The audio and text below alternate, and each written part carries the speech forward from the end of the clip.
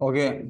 So last time जो हमने पढ़ा था, सॉरी, लास्ट टाइम हमने कैपेसिटर से रिलेटेड पढ़ा था। उसके बाद था हमारे पास जो एक टॉपिक है, जिस तरह इलेक्ट्रिकल के तीन कंपोनेंट्स हमने जिक्र किए थे ना। तो तीन कंपोनेंट्स में क्या थे? Resistance, capacitance and inductance. तो रेजिस्टेंस को हमने सीरीज पैरेलल में पढ़ा और उसके डिफरेंट कॉन्फ़िगरेशन पढ़े। इस तरह हमने वाई डेल्टा भी पढ़ा। ठीक है। तो इस तरह कैपेसिटर्स और इंडक्टर्स को भी सीरीज में किया जा सकता है। तो कैपेसिटर्स इंडक्टर्स पे आते हैं सबसे पहले। अच्छा, अभी आ रही है अब्दुल मुईस? कि ये ना नेटवर्क का इश्यू दो साइड हैं, या तो मेरी तरफ होगा, अगर मेरे ख्याल में मेरी तरफ बेहतर है तभी बाकियों को पहुंच रहा है। और आप अपने नेटवर्क कनेक्टिविटी एक दफा चेक कर लें, अल्दो वैसे मैं ये रिकॉर्डिंग भी कर रहा हूँ। अच्छा, सो हम आते हैं इंडक्टर पे। इंडक्टर पे क्या होता है कि आपके पास जस्ट लाइक जिस तरह रजिस्टर का होता है ना कि सीरीज में कनेक्टेड होते हैं, तो टोटल ओवरऑल जो आपके पास इंडक्टर्स होगी वो उन सब इंडक्टर्स की वैल्यू का सम होगा।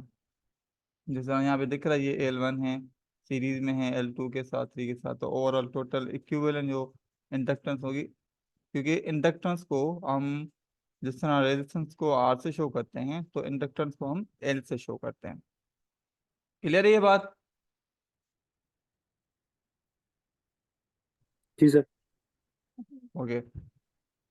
तो इसका वही सेम एग्जैक्ट कॉन्सेप्ट है। तो मेरे ख्याल में इसमें आप जस्ट उस तरीके से देख लें, जिस तरह रजिस्टर है तो इसमें ज़्यादा आपको एफर्ट्स नहीं करनी पड़ेगी। वो सारी मेहनत जो वहाँ पर होती है, जो रजिस्टर्स के लिए होती है, वही सेम यहाँ पर भी है।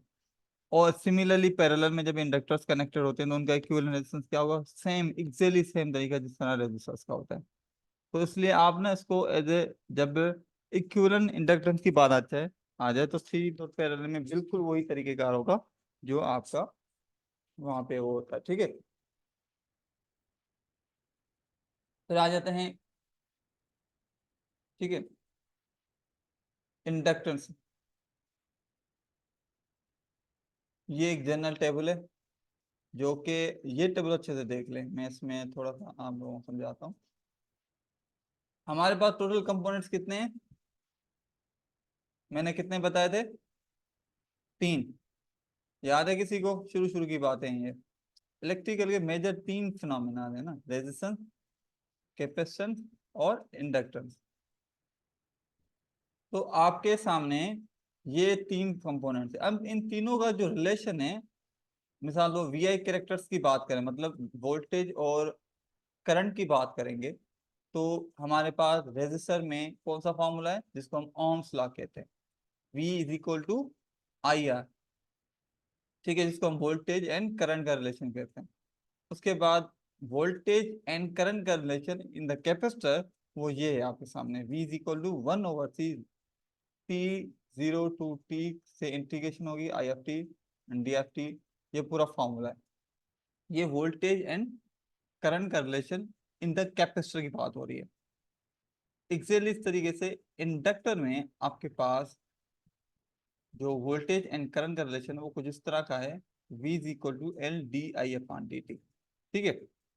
आई भी जस्ट उसके इनवर्स है। जिस तरह हम आई, यहाँ पे आई की वैल्यू निकालनी है तो आर को इधर डिवाइड कर देते हैं, तो इधर जारी पता इंटीग्रेशन है, इंटीग्रेशन को खत्म करने के लिए हम डेरिवेटिव कर देंगे, तो वो डेरिवेटिव बोथ साइड होगा, तो ये dV/dt हो जाएगा, जिस तरह यहाँ पे नजर आ रहा है वोल्टेज।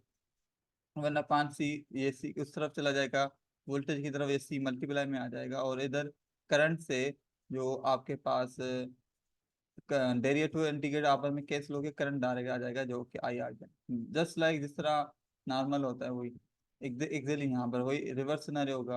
आपको करंट चाहिए डेरिवेटिव में, तो उसको इंटीग्रेट करना होगा। ये चार्ट एक बेहतरीन तरीका है। सर ये इंटीग्रेशन की जगह पे आया है dV/dt। आप मुझे बता सकते हैं कि आप किस में बात कर रहे हैं, किसके हवाले से? सर ये जो कैपेसिटर का आपने बताया है, ये जो लिखा हुआ है वोल्टेज इज इक्वल टू 1/कैपेसिटर, वन हाँ, अपॉन कैपेसिटर, तो ये नीचे सेकंड लाइन में लिखा हुआ है कि I is equal to C dV/dt। ये dV/dt किसकी जगह पे आया सर? ये करंट मतलब ऊपर वाला जो है ना, ये वाला असल में ये फार्मूलाज हैं जिसको हम फिजिक्स की से निकालते हैं। V is equal to 1/C T naught over integrate कर देंगे टी तक, और आई इंटू टी, ये हम बेसिक प्रिंसिपल मतलब फंडामेंटल से निकाल रहे हैं, Q is equal to C V, और उधर से पूरे ये ना बेसिक से चला गया। और ये कैसे आया, ये देखा दोनों को, ये इस फार्मूले को देखो, अगर मैं आपको कहूँ इस फार्मूले को दोनों तरफ डेरिवेटिव कर दो, कर सकते हैं, तो ये डीवी अपॉन डी टी हो जाएगा। जी हो जाएगा। ठीक है, और ये सी इधर, टाइम की। हाँ जी, विथ रिस्पेक्ट टू टाइम, और ये सी इधर मल्टी डिवाइड में इधर चला जाएगा तो मल्टीप्लाई में आ जाएगा इधर। सही है, और डेरिवेटिव और इंटीग्रेट एक दूसरे के इनवर्स होते हैं, और डेरिवेटिव किसी भी कांस्टेंट का, क्योंकि वी इंटू टी नॉट मतलब ये कांस्टेंट इनिशियल वैल्यू है, तो किसी भी कांस्टेंट का डेरिवेटिव जीरो होता है तो ये टर्म खत्म हो जाएगा, बाकी बचेगा, ये एक दूसरे को कैंसिल कर देंगे तो ये बन जाएगा आई बच जाएगा, जो कि यहाँ पे आया हुआ है। अच्छा, अब आपका सवाल आई होप कि आंसर हो गया है, यहाँ और भी कंफ्यूजन है। नहीं ठीक है सर, वो डेरिवेटिव ही है नीचे उसका, दोनों तरफ डेरिवेटिव ले लिए तो कट के हुई ये वैल्यू बन जाएगी। एग्जैक्टली, और यहाँ पे क्या करना है, इधर इंटीग्रेट लेना है, क्योंकि देखो हमें क्या चाहिए, करंट के फॉर्म में चाहिए ना, करंट आजाद करना है, इस करंट, अब करंट डेरिवेटिव में इसको आजाद कैसे कर सकते हैं, डेरिवेटिव को खत्म करने इंटीग्रेट करना पड़ेगा, तो सारी बातें दोनों तरफ करना पड़ेगा ताकि इक्वेशन का बैलेंस आउट ना हो। तो इधर अभी हमने इंटीग्रेट किया, ये एल एल जो इधर मल्टीप्लाई में उधर चला जाएगा तो 1/L हो जाएगा, और वोल्टेज मल्टीप्लाई में आ जाएगा, डेरिवेटिव इंटीग्रेट एक दूसरे को कैंसिल करके आई फ्री हो जाएगा, तो ये आई इधर आ जाएगा। जब हम इंटीग्रेट करते हैं तो हमेशा एक प्लस सी आता है, ठीक है, तो प्लस सी की जगह यहाँ पे आई इंटू टी नॉट मतलब इनिशियल वैल्यू के तौर पे हम इसको कंसीडर करेंगे। क्लियर है, सो ये हो गया। अब पावर का इनका रिलेशन क्या है, ये टेबल बहुत अच्छा है, मतलब ये टेबल आप अगर बाद में अपने पास रखेंगे ना तो बहुत हेल्प करेगा, एमसी बहुत सारे डिफरेंट टाइप्स के एमसीक्यूज भी सॉल्व करने में आपको हेल्प करेगा। अच्छा, उसके बाद क्या है आपके पास, उसके बाद है भाई पावर, जो है ना रेजिस्टर में पावर के तीन चार फॉर्मूला हमने पढ़े, P is equal to V I, P is equal to I square into R, P is equal to V square over R, ये सब एक ही फार्मूला है actually, P is equal to V into I, मगर उसको हम जो है ना वी की डिफरेंट तरीके से उसको यूज करते हैं। ठीक है, सो उसमें आपको वो हेल्प आउट हो जाता है। तो अब आपके पास करंट में और कैपेसिटर में एनर्जी, वो पावर, यहाँ जिसको डब्ल्यू लिखा हो पावर, या क्या फॉर्मूला क्या है, 1/2 सी वी स्क्वायर, आज यहाँ पे 1/2 एल आई स्क्वायर इंडक्टर में, ये पावर का फॉर्मूला। सीरीज में मैंने आपको बताया कि जस्ट लाइक रेजिस्टर और इंडक्टर सेम होते हैं, और कैपेसिटर के फॉर्म में ना इसके फॉर्मूला डिफरेंट हो जाते हैं। कैपेसिटर का सीरीज में सॉल्यूशन ऐसे ही होता है जिस तरह रेजिस्टर और इंडक्टर का पैरेलल में होता है, आई बात समझ में। और पैरेलल में रेजिस्टर और इंडक्टर बिल्कुल सेम तरीके से होते हैं, एक दोनों का तरीका सेम है, आपके सामने फॉर्मूला भी लिखे हैं। और कैपेसिटर पैरेलल में एड होते हैं, ये डिफरेंट फिनोमिना है। कैपेसिटर्स पैरेलल में एड हो जाती है, मगर इंडक्टेंस और रेजिस्टेंस एड नहीं होती, उनके ये फॉर्मूलाज हैं पैरेलल वाले। क्लियर, दोबारा बताइए तो सर, ये दोबारा बताइएगा। हाँ मैं जरूर, मैं कह रहा हूँ कि हमारे पास जब जब इक्विवेलेंस रेजिस्टेंस या इंडक्टेंस की बात करेंगे तो वो ऑलमोस्ट सेम तरीके का है, जिस तरह यहाँ पे आपको नजर आ रहा है, ये देखो इन दोनों को हाईलाइटेड को देखो, सीरीज में देखो, सीरीज में इक्विवेलेंट रेजिस्टेंस निकालना मतलब दोनों रेजिस्टेंस को सम कर दो, और इक्विवेलेंट इंडक्टेंस निकालने का तरीका कार ये है कि दोनों को ऐड कर दो, मतलब दोनों इंडक्टेंस को ऐड कर दो तो आपको। और पैरेलल में क्या होता है, जस्ट लाइक इस तरह हमारे पास फार्मूला होते हैं, दो रेजिस्टेंस पैरेलल में हो तो उनका फार्मूला क्या होता है, 1/R equivalent is equal to 1/R1 plus 1/R2। और सिमिलरली बिल्कुल सर। इंडक्टेंस का भी एग्जैक्ट सेम तरीका है, अगर दो रेजिस्टेंस या इंडक्टेंस को पैरेलल में करेंगे तो उसका इक्विवेलेंट फार्मूला ये बन जाता है, जो कि हम काफी दफा इसको यूज भी कर चुके हैं। कैपेसिटर में ना डिफरेंट हो जाता है, कैपेसिटर में क्या होता है, कैपेसिटर जब दो सीरीज में होते हैं तो उनकी इक्विवेलेंट कैपेसिटर निकालना ऐसे ही है जैसे इंडक्टर या रेजिस्टर को हम पैरेलल में सॉल्व करते हैं, मतलब उनका ठीक है इनवर्स सर। ऐड करेंगे, उनका इनवर्स ऐड करेंगे। सपोज करें दो कैपेसिटर पैरेलल में तो उनका इक्विवेलेंट क्या होगा, 1/C equivalent is equal to 1/C1 plus 1/C2, ठीक है, ये 1 करके जी सर। ये हो जाएगा, और ये 1/C1, और उसको हम एलसीएम वगैरह लेंगे तो वो वही हो जाएगा जो हम नॉर्मली आपके सामने लिखा हुआ है, C1 इंटू, मैं ये माउस से राइट कर रहा हूँ, मेरी इतनी राइटिंग अच्छी नहीं है, सिर्फ समझ जाना।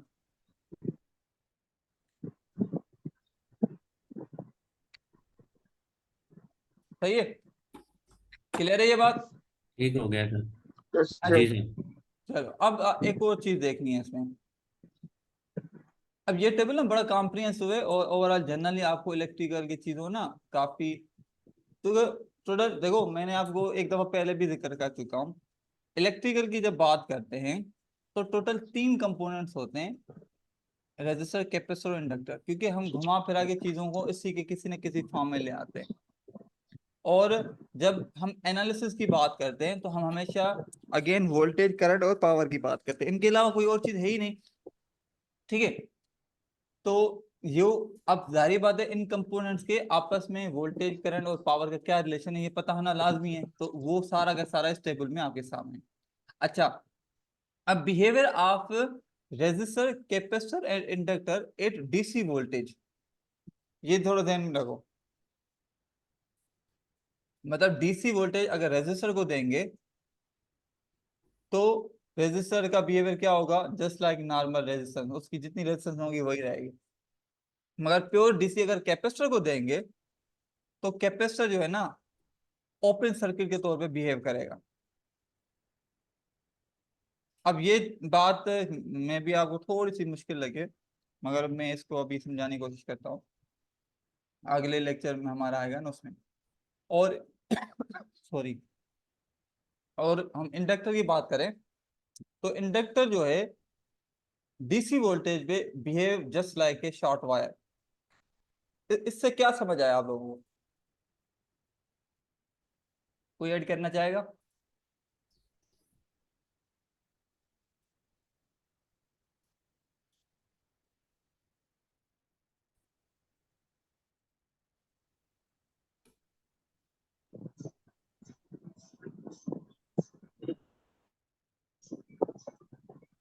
सर एक बार फिर बताएं, आप क्या कह रहे थे? मैं ये पूछना चाह रहा हूँ कि क्या आप लोग बता सकते हैं कि ये जो लिखा हुआ है at DC voltage in capacitor behaves just like a open circuit, और जो इंडक्टर है behave just like a short circuit. इस चीज को आप बता सकते हैं, इससे क्या समझ आया? सर वो डीसी में रजिस्टर सेम होगा और कैपेसिटर ओपन सर्किट में होगा। डीसी में रजिस्टर सेम होगा ओके, और कैपेसिटर में ओपन सर्किट में होगा। ओपन सर्किट में होगा नहीं, ऐसी नहीं है, ये थोड़ा सा डिफरेंट सिनेरियो सर है। डीसी करंट में जो करंट की वेव होती है वो सर जो है वो वेरिएट नहीं कर रही होती, अल्टरनेटिंग करंट में वेरिएट कर रही। अब इसको, हाँ, अब ये अगला लेक्चर भी है, मगर यहाँ पे एक मतलब मैं आपको अंदाजा बता देता हूँ। लास्ट टाइम हमने एक एक्सपेरिमेंट किया था, transient analysis of the capacitor. इसको अगर हम वोल्टेज देते हैं 10 वोल्ट, तो एक टाइम पीरियड था जिसमें हमने निकाला था tau equal to R C, याद है? Tau equal to R G. C, इससे हमें टाइम मिल रहा था हाँ आर सी, ठीक है। तो उससे हमने टाइम निकाला था, और उस टाइम से हमें ये पता चला था ये कैपेसिटर फुल चार्ज होने में कितना टाइम लगाएगा, ऐसे ही था। और आप लोगों ने वो एक्सपेरिमेंट करके डेटा निकाली थी और उसको फिल भी किया था, याद है ये? Yes sir. ठीक है। अब हमेशा सर्किट के 2 पार्ट्स होते हैं।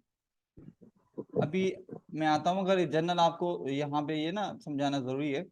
2 पार्ट्स होते हैं सर्किट, नहीं वैसे भी अगर हम उसको यूं कहेंगे, डिफरेंट टाइप्स के सिस्टम्स होते हैं, इन जनरल उसके 2 पार्ट्स होते हैं, एक कहलाता है ट्रांजिएंट पार्ट, दूसरा होता है स्टेडी स्टेट पार्ट। ये लफ्ज सुने हुए हैं अभी कभी आपके? एक सर ट्रांजिएंट होता है, दूसरा कौन सा बता रहे हैं? स्टेडी स्टेट, स्टेट जी सर, नेम सुने में। सुने हुए ट्रांजिएंट, अब कैपेसिटर जब 10 वोल्ट पे, सपोज करें इस कैपेसिटर की बात करते हैं, तो 0 से लेके 10 वोल्ट तक ये कैपेसिटर चार्ज होगा, जो भी हो। सपोज करें आरसीएम ने ऐसा सिलेक्ट किया है कि ये 1 सेकंड के अंदर अंदर ये 10 वोल्ट तक आ गया, ठीक है। तो कैपेसिटर चार्ज हो गया फुल। अब जब कैपेसिटर फुल चार्ज हो गया ना 10 वोल्ट तक, उसके बाद capacitor behave just like a open circuit. ऐसे लगेगा कि ये यहाँ पे 10 वोल्ट है, यहाँ पे 10 वोल्ट है, और उसमें आगे कोई भी करंट ड्रा नहीं हो रहा। तो जस्ट लाइक ओपन सर्किट होता है ना, ओपन सर्किट में बिहेवियर क्या होता है कि टर्मिनल पे वोल्टेज होता है, मगर उससे करंट कोई फ्लो नहीं हो रहा होता। जिस तरह हमारी हाफ पॉइंट्स होती हैं, तो हमारे हाफ पॉइंट में वोल्टेज तो आ रहा होता है, मगर जब तक उस पर कोई कंपोनेंट कनेक्ट ना करें, यहाँ कोई स्विच में कोई चीज लगाए ना, तब तक तो वो ओपन सर्किट होता है ना। ओपन होता है, वोल्टेज अवेलेबल है, बट सर्किट ड्रा नहीं हो रहा। ऐसे ही है, सर। Yes sir. ठीक है। तो कैपेसिटर भी एक ट्रांजिएंट, पहला स्टेट होता है ट्रांजिएंट। ट्रांजिएंट जिसको हम बोलते हैं टेम्पररी, आरजी, ट्रांजिएंट स्टेट होता है। उस ट्रांजिएंट स्टेट में आपके पास कैपेसिटर जो भी है, अब ट्रांजिएंट स्टेट का टाइम वेरी कर सकता है, मगर वो वंस फुली चार्ज हो गया तो उसके बाद वो हो जाएगा स्टेडी स्टेट में। तो कैपेसिटर जो है behave just like a open circuit when it is fully charge, या यूं कहें कि स्टेडी स्टेट में कैपेसिटर ओपन सर्किट की तरह बिहेव करता है। हम यहाँ पर जो बात कर रहे होते हैं ना capacitor as a open circuit, ये हम कैपेसिटर की बिहेवियर की बात कर रहे हैं एट डीसी वोल्टेज। बात समझ आई या नहीं आई?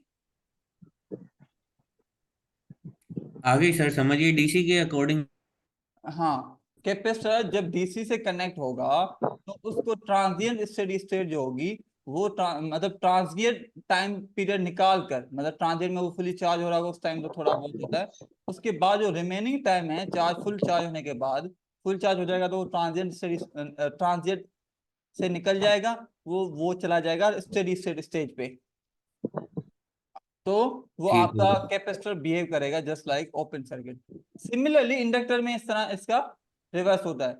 वो कैप उसमें भी ट्रांजिएंट स्टेट होती है, उसमें भी इंडक्टर में चार्जिंग होती है। इंडक्टर का एक उसका फार्मूला अलग है, जिस तरह tau equal to R C है, उसमें मेरे ख्याल में एल ओवर आर है। मुझे याद नहीं, आगे कहीं आ जाएगा, देख लेंगे हम। उसका टाउ जो है वो बराबर होता है एल ओवर आर या आर ओवर एल, इनमें से एक चेक कर लेते हैं हम। मगर उसका भी मेन थीम क्या है, एक हम ट्रांजिएंट टाइम पीरियड होगा जिसमें वो चार्ज होगा इंडक्टर। वंस चार्ज हो गया उसके बाद inductor behave just like a short wire. ऐसा बिहेव करेगा जैसे वहां पे कोई कंपोनेंट नहीं, एक सिंपल शॉर्ट वायर लगा दे कि जो करंट आया वो वहीं से गुजर जाएगा और वोल्टेज जीरो हो जाएगा। शॉर्ट वायर में क्या होता है, वोल्टेज क्या हो जाता है, जाते हैं सर।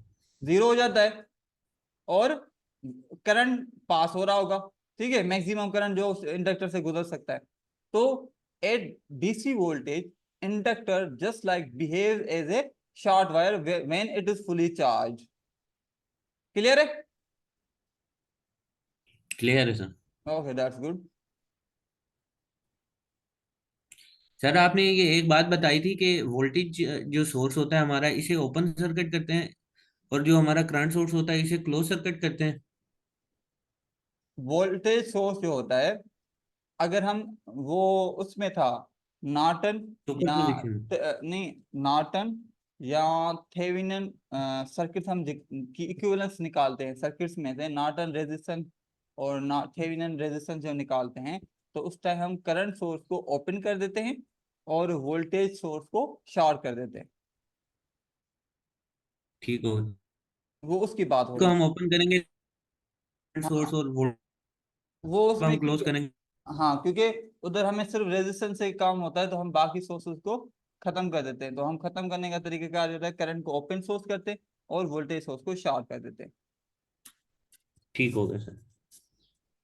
अच्छा, अब इसमें एक और चीज लिखा हुआ है, circuit variable that can not change abruptly. मतलब वो कौन से ऐसे वेरिएबल हैं जो कि एकदम चेंज नहीं हो सकते इन रेजिस्टर। इसमें ऐसा कोई वेरिएबल नहीं है। वेरिएबल से यहाँ मुराद वोल्टेज या करंट सॉरी। अच्छा,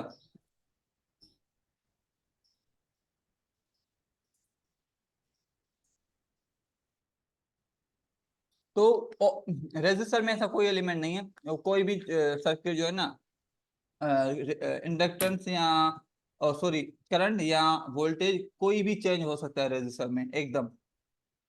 बट इन कैपेसिटर अगर आप अलग सडन वोल्टेज को एकदम 10 वोल्ट से जीरो करना चाहे तो नहीं हो सकता, उसका एक ट्रांजिएंट टाइम पीरियड है, वो उस टाइम के तहत चेंज होगा। आई बात समझ में? जी सर। और इंडक्टर में करंट एक ऐसा एलिमेंट है जो एकदम चेंज नहीं हो सकता, मतलब एकदम करंट अगर 10 एम्पियर जा रहा हो या 5 एम्पियर जा रहा हो एकदम जीरो हो जाए, वो ऐसे नहीं, वो हमेशा उसका एक ट्रांजिएंट टाइम पीरियड है, उस ट्रांजिएंट के मुताबिक ही वो डिस्चार्ज होके होगा, एकदम चेंज नहीं होगा, मतलब एब्रप्ट सर चेंज। अगर हम ये, जैसे सर ये कैपेसिटर में बात कर रहे हैं, तो आप ने कहा है कि वोल्टेज आहिस्ता आहिस्ता जीरो होंगे, तो इस वक्त जो करंट होगा वो वो भी इसी नहीं, पोजीशन में होगा? नहीं वो चेंज हो सकता है ऑल ऑफ सडन। ठीक है, और जब करंट आहिस्ता आहिस्ता कम हो तो हो सकता है? हाँ करंट एकदम चेंज हो सकता है इन कैपेसिटर, और इंडक्टर में वोल्टेज एकदम चेंज हो सकता है। ठीक होगा सर। ठीक है, इस वजह से इसमें ना ये वेरिएबल्स अलग डिफाइन किए हैं, circuit variable that can not change abruptly. अब ये इनकी ना एक किस्म की प्रॉपर्टीज भी हैं, इस इनको एज हम प्रॉपर्टी भी देख सकते हैं कि ये बिहेवियर है, जहाँ पे आप मिसाल, मैं एक मिसाल दे रहा हूँ। हमारे पास जो जो आईसीज होती हैं, जो आईसी बोर्ड्स होते हैं ना, जिनमें आईसी जो सर्किट बोर्ड होते हैं जिनमें आईसी लगी होती हैं, इवन हमारे चिप्स वगैरह होती हैं, अब वहां पे करंट का एक कांस्टेंट फ्लो होना लाजमी है, एकदम जीरो नहीं होना चाहिए। तो वहां पर हमें क्या ऐसा करना चाहिए, तो उस तरह ये हम इस तरह के कंपोनेंट्स को यूज करते हैं कि जहाँ पे खतरा हो एकदम मिसाल जीरो हो सकता है, तो आप वहाँ पे इंडक्टेंस या जहाँ पे वोल्टेज जीरो नहीं करना, तो वहाँ पे कैपेसिटर्स, जिस तरह यूपीएस वगैरह जो होते हैं जनरली उनमें कैपेसिटर्स लगे एज ए बफर के तौर पे लगाते हैं, या बैटरीज लगाते हैं। कैपेसिटर और बैटरीज का कॉन्सेप्ट मीन जो है ना तकरीबन सेम है, थोड़ा सा इसकी जो है ना बिहेवियरल अलग है। कैपेसिटर एकदम डिस्चार्ज हो, मतलब उसकी जो डिस्चार्जिंग रेट हाई हो सकता है, और वो फ्लैश वोल्टेज देता है। और बैटरीज एकदम डिस्चार्ज नहीं, क्योंकि इसकी इंटरनल रेजिस्टेंस ज्यादा रखी होती है। मगर ओवरऑल दोनों का काम क्या होता है, स्टोर करना है एनर्जी का in the form of charges. तो यहाँ पर आप जो है ना, हम यूपीएस में क्या लगाते हैं, जो बैटरीज पैरेलल में लगी होती है, तो बैटरीज क्या करती है, अगर कोई फ्लक्चुएशन आती भी है तो वो वोल्टेज को क्या करती है, मेंटेन करती है ना। यूपीएस अगर आप लोगों ने कहीं देखा हो, यकीनन कहीं ना कहीं इस्तेमाल में देखा होगा, तो वो क्या कर रहा होता है एक्चुअली में, यूपीएस या यूं कहें बैटरी के कोई भी फ्लक्चुएशन आती है मगर उसको वो एब्जॉर्ब करके आपको एक कांस्टेंट वोल्टेज दे रहा होता है, ऐसे ही है। ऐसे ही। तो वो इस प्रॉपर्टी के तहत ना, क्योंकि ये एकदम चेंज नहीं हो सकता उसमें। ठीक है, और इसका टाव भी हमारे हाथ में, अगर हम रेजिस्टेंस हाई कर देंगे तो इसका जो जो वैसे भी डिस्चार्ज रेट जो है ना वो ज्यादा हो जाएगा, तो वो एकदम वोल्टेज चेंज नहीं होगा। यहाँ तक बात क्लियर होगी? जी सर। चलो दैट्स गुड। सो होपफुली ये जो है ना ओवरऑल जो हमने कोर्स पढ़ा है उसमें एक किस्म की हम कहेंगे मिनी समरी है।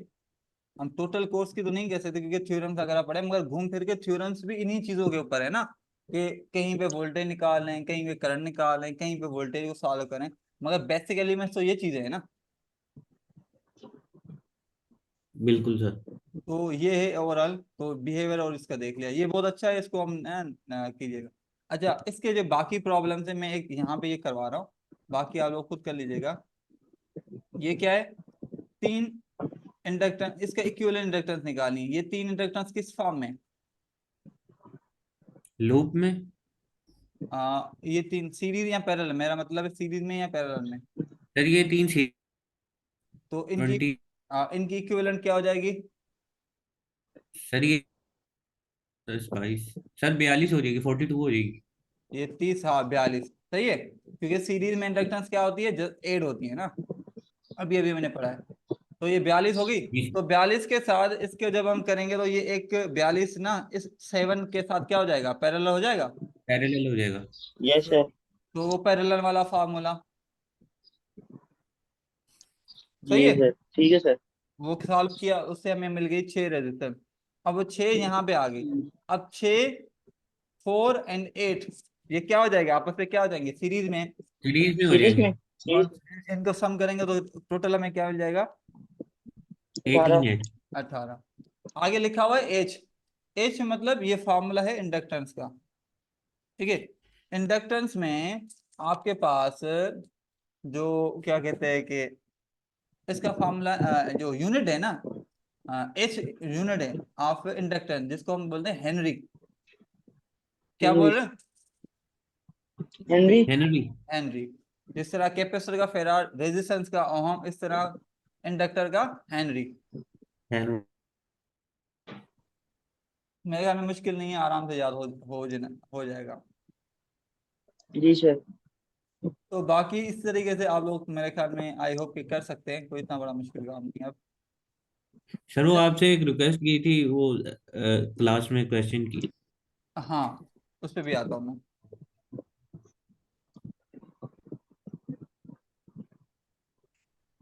ठीक है, ये भी मेरे ख्याल में सीरीज पैरेलल के डिफरेंट कॉम्बिनेशन है, आराम से कर लोगे। ये 2 सीरीज में है, 40 और 20, फिर 30 इसके साथ पैरेलल में, इसका जो रिजल्ट आएगा वो 100 ओम के साथ सीरीज में, फिर पैरेलल में, इस तरह करोगे। लेंदी होगा मगर सॉल्व कर सकते हो, सही है। सर ये same as series it is है पैरेलल में जैसे होगा सर। इक्विवेलेंट रेजिस्टेंस निकाली थी हमने। इंडक्टेंस के केस में बिल्कुल सेम तरीका है, जस्ट ठीक है। लाइक।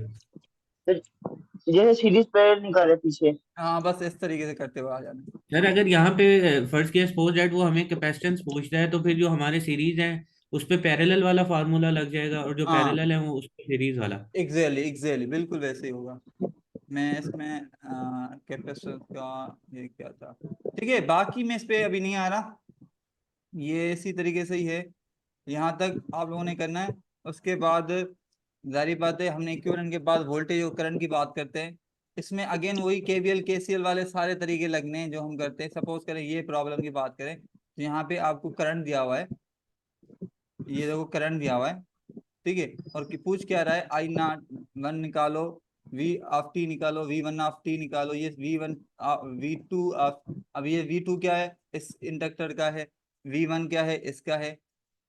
और करंट मतलब सिंपल वर्ड्स में क्या है ना, मैं आपको कहूँ कि भाई जो भी इसमें एलिमेंट्स है ना, उन सबका वोल्टेज और करंट निकालो, ऐसे ही है ना। 3 एलिमेंट्स है, तीनों का वोल्टेज और करंट निकालो, किसे ही खत्म। अब इनका तरीकाकार क्या होगा, इसको एज ए नोड कंसीडर करो। 2 करंट आउट हो रहे हैं, एक करंट क्या हो रहा इन इन हो है, रहा और है। इन हो रहा है, तो इसमें ये फॉर्मूला और लग गया। ठीक है, तो यहाँ पे आपने, अच्छा इसका एक और आसान सा तरीका, जैसे अभी मैंने देखा नहीं था, मगर मुझे कोई बता सकता है हम आसान सा तरीका क्या कर सकते हैं। पैरेलल में सर वोल्टेज क्या आसान होता सा तरीका ये हो सकता है सर, इसका हम रिजल्टेंट निकाल दें। पैरेलल। है, एग्जैक्टली। ये दोनों पैरेलल में है, इन दोनों को पैरेलल करोगे तो थोड़ा ना प्रॉब्लम इजी हो जाएगी, क्योंकि वोल्टेज पैरेलल में सेम होता है। जो वोल्टेज 12 ओम में है, 12 हेनरी में है इंडक्टर में, वही वोल्टेज 4 हेनरी में है। करंट डिफरेंट होगा बिल्कुल। और वोल्टेज सेम होगा, तो इनिशियली हम क्या कर सकते हैं, इन दोनों को पैरेलल सॉल्व करो। तो ये एक तरीका हो सकता है, आप इस तरह चीजों को कर सकते हैं। तो उन्होंने जो, अब बात यही है ना कि आप जो है ना प्रॉब्लम को किस तरीके से सॉल्व करते हैं, एक प्रॉब्लम डिफरेंट तरीके से हो सकता है। ठीक है, अब यहाँ पर एक चीज उन्होंने दी हुई है, आई वन नॉट जीरो, ठीक है, और I two not zero. I two not zero उसने यहाँ पे दिया हुआ है -1 मिली एम्पेयर, मगर आई वन नॉट जीरो उसने हमसे क्या है पूछा है। अब आई वन नॉट क्या है यहाँ पे, जीरो। ये यहाँ पे अगेन वही केसीएल की बात कर लेते हैं। यहाँ पे ये जो करंट है ये कौन सा है, आई वन है। ये इस इंडक्टर में करंट होगा, वो कौन सा होगा, आई वन होगा। I one. तो यूं कहेंगे, यूं सॉरी आई होगा, ये आई है, ये आई लिखा हुआ है ना, और आई वन और आई टू ये है। तो I is equal to I one is पर दी क्या हो गया, केसीएल, ऐसा ही है। I one plus I two. KCL apply करेंगे ना, 2 करंट इन हो रहे हैं, तो yes sir. Out, 2 current out हो रहे हैं, एक इन हो रहा है, तो दोनों इन और अपोजिट साइन करेंगे तो आपके पास ये बन जाएगा I one is equal to, I is equal to I one plus I two. ठीक है, उसके बाद क्या किया हुआ आपने, ठीक है, उसके बाद हमें I10 निकालना है, मगर I2 यहाँ पे दिया हुआ है ना, तो हम क्या करेंगे, सपोज करें ये देखो I10 इज इक्वल टू किसके बराबर है, हमें निकालना क्या है। अब ये formula I is equal to I1 plus I2 नजर आ रहा है आपको। जी सर। अब इन सब की जगह इसमें 0 0 पुट कर दो, फॉर्मूला ये बन जाएगा I0 is equal to I10 plus I20, ऐसे ही होगा। और हमें मालूम क्या करना है, I10 मालूम करना है, तो I10 यहाँ पे रखा, I0 माइनस, क्योंकि ये जो I0 था ये इक्वल के तरफ चला जाएगा तो क्या बनेगा, माइनस। माइनस, तो ये बन गया I20। अब I20 की वैल्यू हमें दी हुई है, याद है जो अब मैंने पिछले दिखाया था, -1 मिली एम्पियर। जी। और I1 की, I0 की मालूम कर सकते हैं कैसे, क्योंकि हमें सिर्फ I का करंट दिया हुआ है ना, इसमें टाइम की जगह 0 पुट कर दो, यहाँ टाइम है ना, यहाँ पे 0 पुट कर दो और उसको सिंप्लीफाई करो। तो उसकी वैल्यू 4 आ जाएगी सर। इसकी वैल्यू कितनी आ रही है, हाँ, E⁻0 किसके बराबर होता है, 1 के बराबर। E⁻0 1 के बराबर होता है, तो 2 - 1 किसके बराबर आ जाएगा, 1 के बराबर। ये देखो, 1 के बराबर। ये मैं इस पे फोकस कर रहा हूँ, मैं इसका कलर चेंज कर लेता हूँ। ये 0 1 के बराबर हो जाएगा, तो 2 - 1 किसके बराबर हो जाएगा, 1। तो 1 1 के। 1 मल्टीप्लाई बाय ब्रैकेट के बाद जो 4 इसके साथ हुआ तो क्या आंसर आएगा, 4, ये लिखा हुआ है। 4। माइनस ये फॉर्मूले का ये जो माइनस है, उसके बाद माइनस ये I20 जो कि गिवन है -1 के बराबर, तो आपके पास I10 किसके बराबर आ गया, 5 मिली एम्पियर के आ गया। जी सर। ठीक है, अच्छा बात सुने, ये जो है ना सेशन 4 5 मिनट के बाद वो जूम का टाइम लिमिट होती है ना, ये बंद हो जाएगा। हम बाकी रिमेनिंग जो काम है वो क्लास में आके ही शेयर करेंगे, मतलब आप कंटिन्यू कर लेंगे, सही है। ठीक है सर। और एक बंदा वॉलंटियरली स्क्रीनशॉट निकाल के ग्रुप में शेयर कर दे अटेंडेंस का।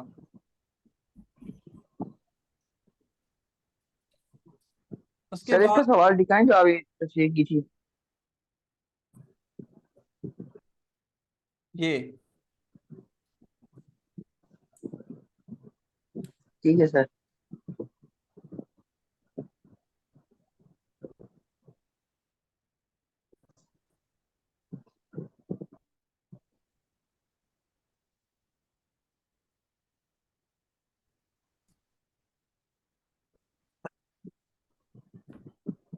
सॉरी यार,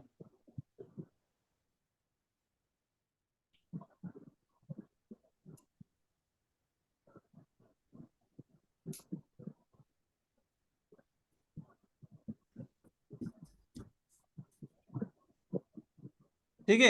अब उसके बाद क्या करना है, इक्विवेलेंट रेजिस्टेंस इक्विवेलेंस निकालेंगे कैसे, 12 और 4 को पैरेलल में सॉल्व करेंगे, इसका जो रिजल्ट आएगा 2 के साथ उसको सीरीज में ऐड करेंगे, तो यहाँ पे वही सेम हुआ है देखो, 4 और 12 आपस में पैरेलल में, और उसके साथ जो भी रिजल्ट आएगा 2 उसके साथ ऐड हो जाएगा, तो रिजल्ट 500 इसकी इक्विवेलेंट रेजिस्टेंस आ गई। अब जब इक्विवेलेंट रेजिस्टेंस आ गई तो हम इक्विवेलेंट रेजिस्टेंस की मदद से वोल्टेज मालूम कर सकते हैं। तो वोल्टेज इंडक्टेंस में वोल्टेज और करंट का फॉर्मूला क्या था, हमने अभी देखा था, सेम था। V(t) is equal to L into D/dt। ठीक है, अब हम टोटल वोल्टेज निकाल रहे हैं, तो इसमें करंट भी टोटल पुट करेंगे जो कि हमें गिवन है, और इंडक्टेंस भी टोटल पुट करेंगे, तो टोटल इंडक्टेंस कितनी है हमारी, 5। 5 इंटू हमारे पास जो, अल्लाह भला करे आपका, यहाँ पे इसका DI/dt, अब इसका निकालेंगे डेरिवेटिव। इसका डेरिवेटिव क्या आएगा, कोई मुझे निकाल के दे सकता है,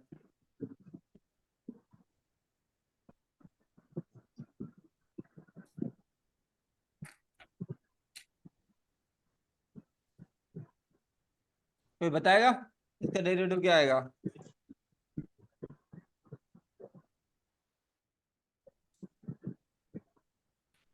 नहीं समझ आ रहा, नहीं सर।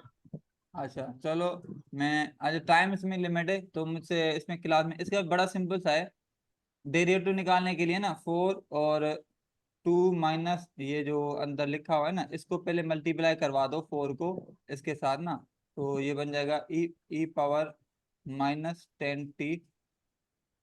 ठीक है, ये यहाँ पे मुझसे सही लिखा नहीं, जरा माउस से मैं लिख रहा हूँ। तो ये हो जाएगा 8 - 4 ई पावर -10t, ऐसे ही है। ये समझ आ रहा है? ठीक है, अब ये कांस्टेंट हो गया 8। ये मैंने सिंपल क्या किया, 4 को मल्टीप्लाई करवा दिया इस ब्रैकेट के साथ। अब डेरिवेटिव निकालेंगे तो कांस्टेंट का डेरिवेटिव 0 आ जाएगा, और इसका डेरिवेटिव निकालेंगे एक्सपोनेंशियल का, तो 4 इसके साथ है, ये तो वैसे ही रहेगा। एक्सपोनेंशियल का डेरिवेटिव हमेशा सेम ही आता है, तो -4 सेम आता है, मगर साथ ही साथ इसके क्या लिखा हुआ है, और e⁻10। तो हमेशा हम डेरिवेटिव एक्सपोनेंशियल लेते हैं, उसके बाद उसमें अंदर जो एक्सपोनेंट है उसका डेरिवेटिव लेके मल्टीप्लाई करवा देंगे इसके साथ। तो इसमें अंदर एक्सपोनेंट कितना है, -10t है ना, तो -10t का जो डेरिवेटिव आएगा वो आएगा -10, तो वो इसके साथ मल्टीप्लाई हो जाएगा। तो ये आपका बन गया -4 e⁻10t इंटू -10, ये लिखा हुआ है यहाँ पे, और सॉरी यहाँ पे नजर आ रहा है, -4 -10 e⁻10t। इसको सिंप्लीफाई करेंगे हमारे पास ये आ जाएगा